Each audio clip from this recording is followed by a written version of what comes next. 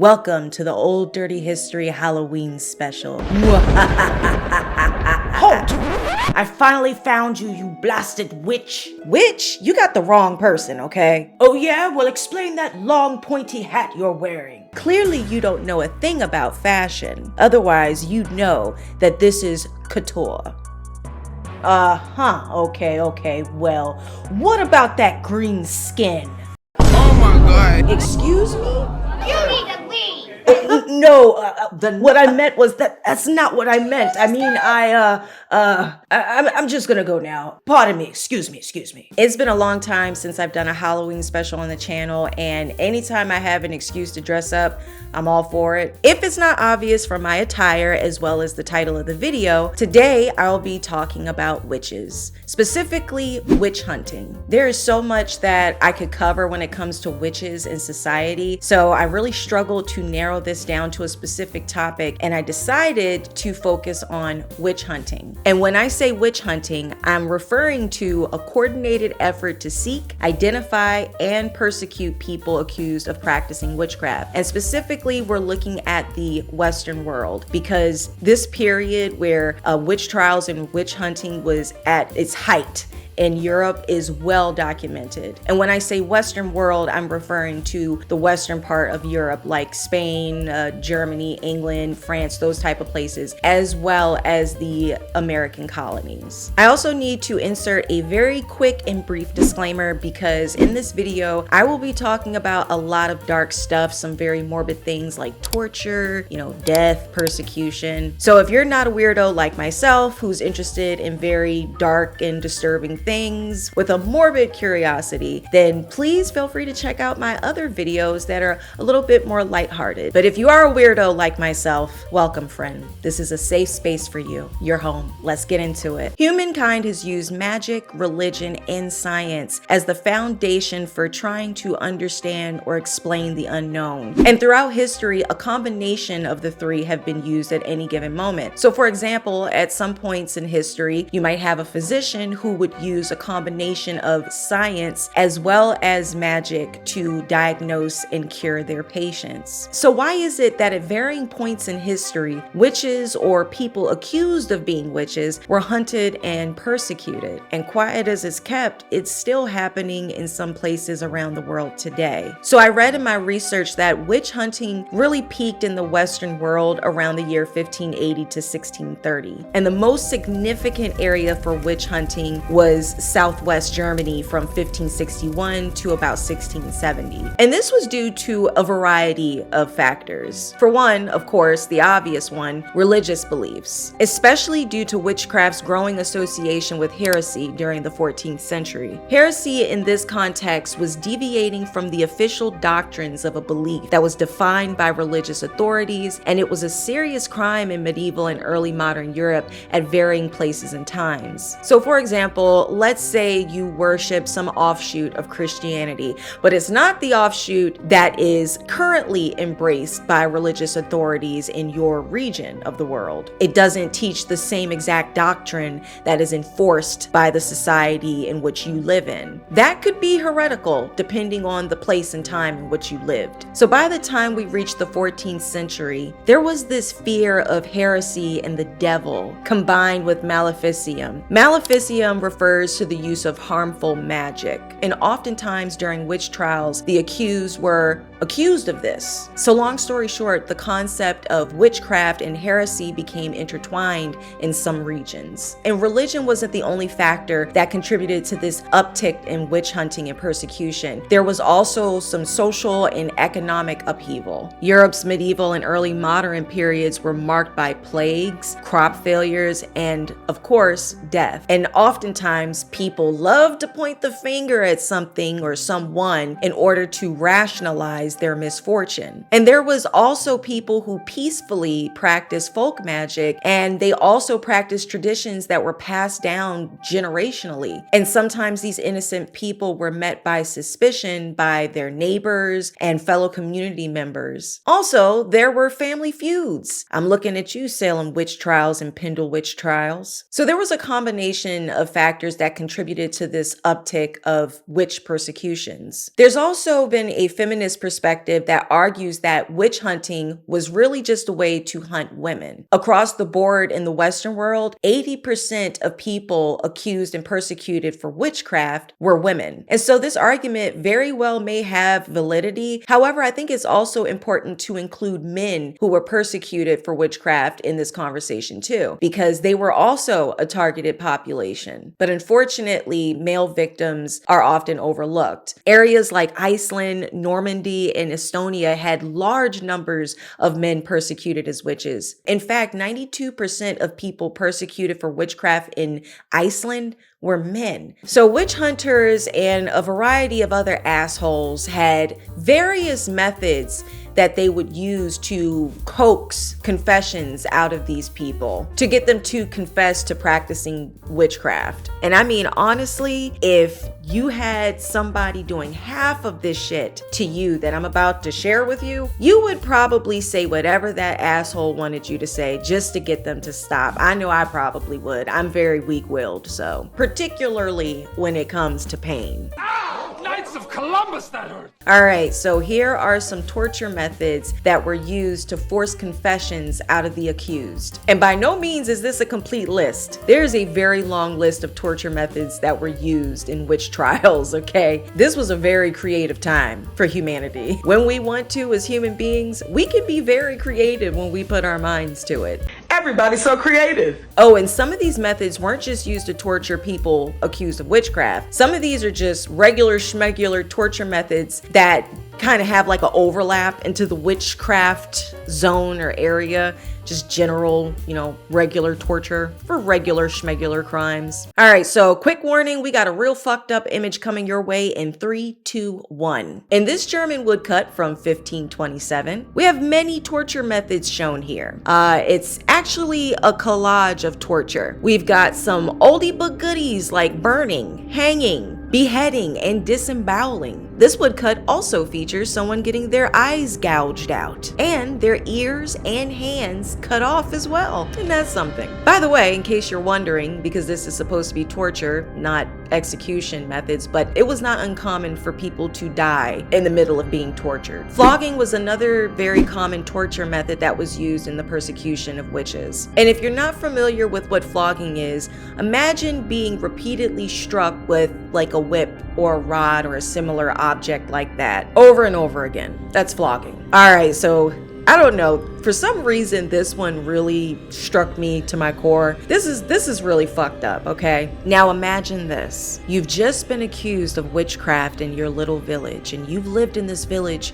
your whole life. This asshole forces you to lie on your back on this giant wheel, and you have no idea what they're about to do to you on this wheel, but you know it's bad. And then this guy straps your entire body to this wheel. You look around and all you see is a blur of people around you. A crowd is forming and they're watching. Another man looks at you and he demands that you confess to crimes of witchcraft. But you're confused. You have no idea what this asshole is talking about. You're innocent. Next thing you know, the other man, the man that tied you to this contraption, picks up this sledgehammer type of weapon and starts bashing your right leg in, and you feel the bones shatter, and it's excruciating pain, and it's taking everything within you not to pass out. The other man is hovering over you, and he asks you once again to confess to your crimes. But once again, you proclaim your innocence. He then directs the other man to once again bash your right leg in with that same sledgehammer. And all you feel at this point is excruciating pain. So painful that you can't even speak. That same man asks you to confess again and again. And they proceed to not only break your right leg, but they also break your left leg, your right arm, and your left arm. And eventually, your spine. And somehow, you're still alive. This torture method was called breaking the wheel. It was also known as the Wheel of Catherine or Catherine Wheel. And sometimes this wheel would have iron spikes attached to it as well. And what would happen is, once your entire body was essentially broken, they would bash twice, your left leg, your right leg, and both arms.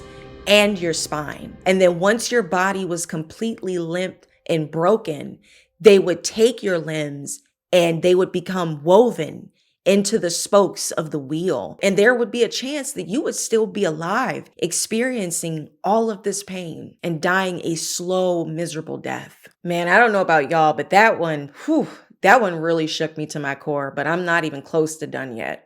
We have such sights to show you. The witch's cradle was another horrific torture method. The accused was tied up, sometimes in a large sack. Then they were strung up in a tree where they would be pushed, and they would just swing there for God knows how long. The victim would experience hallucinations and pain, and they would remain there until they either confessed or died. So this torture method is something else. This device is called a pair of rippers. These things were metal claws that would either be heated to Satan's asshole level temperatures or freezing cold. And then it was used to rip the breast meat or the testicle meat off.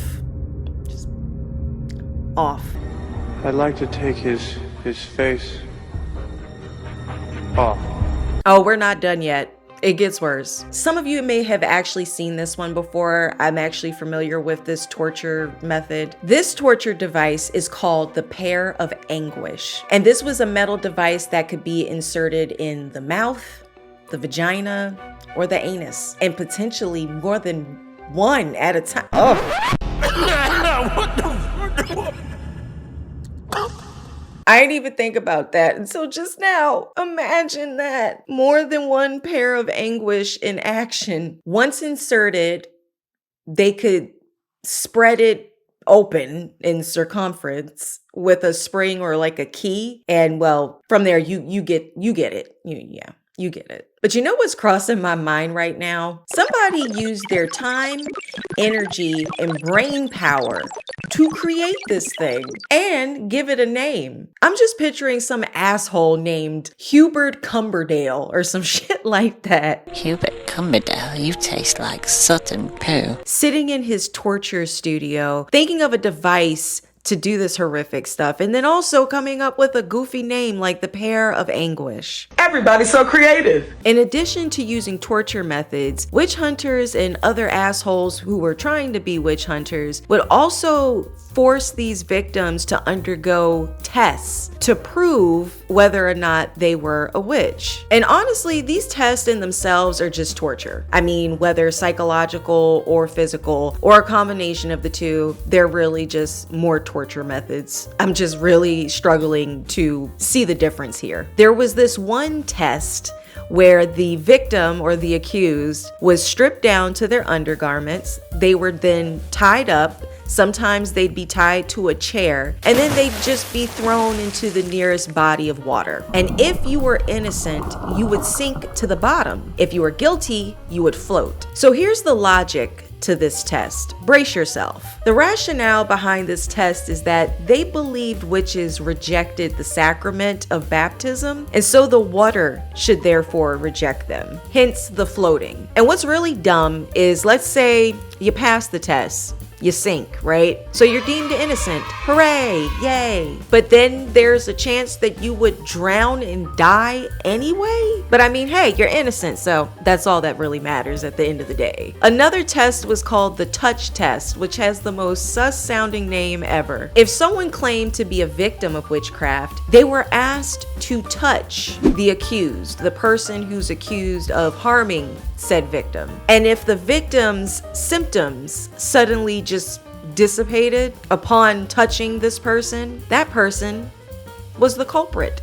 They were the witch. So just imagine you live in this village and there's this hating ass bitch named Phyllis that lives right down the street. You know, she's always been jealous of you. She's just a hater, right? But instead of living in the 21st century, you have had the unfortunate fate of living in the 16th century. And this spiteful asshole decides to set you up and get the touch test done on you. I don't know about you, but I grew up with a couple of assholes that fall into this category of hating ass bitch, and I could totally see them doing this. I said what I said, As and always. I'm not changing on it. Thank God I was born in the right century. That's all I got to say. Another test was the prickling test, and this is just straight up torture. If a witch hunter struggled to find a witch's mark on the accused, they would prick them over and over again with these needles or pins. And they would do this until the mark is revealed. And if you're not familiar with what a witch's mark was, they were supposed to be physical indicators on a witch's body that proved their association with the devil and witchcraft. This mark could be something as simple as a mole, a wart, a birthmark, and if you're super unique, a third nipple. I imagine if you had a third nipple during this period, you were just fucked, okay? It's proof, it's a done deal, you're a witch. Also, if the witch hunter performed the prickle test and in a certain area the victim wasn't reacting to the pain, this was also seen as suspicious as well. You just can't win with these people. This was considered to be proof of the person's relationship with the devil and the supernatural. And believe it or not, in England and Scotland, there were these so-called professional pricklers or prickers.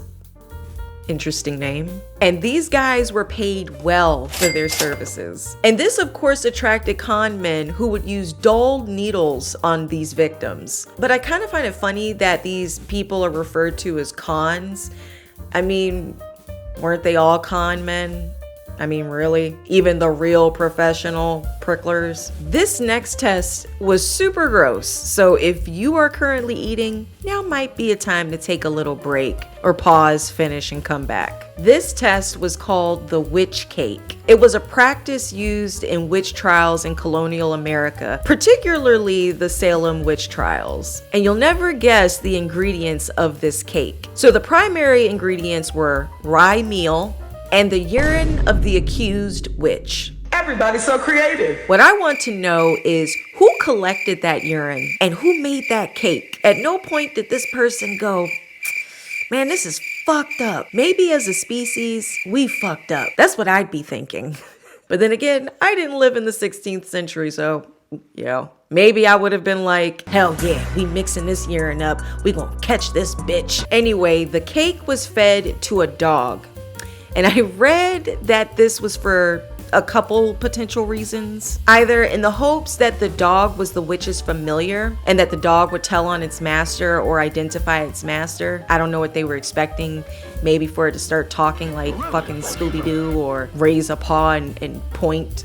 And if you don't know what a witch's familiar is, it's an animal that's like a cat, a dog, or maybe a bird or another creature, and it was believed to have magical abilities. It's a witch's companion and helpmate for practicing witchcraft. And it was believed that witches made a pact with the devil and that familiars were demons in animal form. I also read somewhere else that they did this test with the cake because when the familiar ate the cake, it would also affect the witch. So they'd be like, ooh, piss.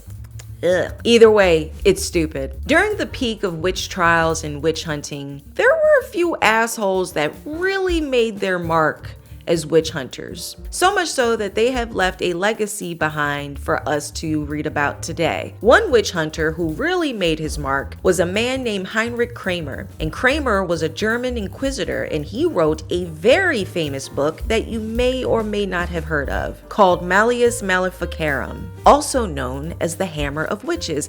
And looky-loo, I actually have a copy right here from my very own book collection. Just light reading. I have hobbies, okay? And in this book, Kramer imparts his knowledge to us on all things to do with witchcraft and how to exterminate witches. This guy also provides specific examples of victims being hurt by witches. It's so goofy and hilarious, okay? Apparently, per Kramer, witches are even capable of making a man's dick disappear. Just poof, into thin air.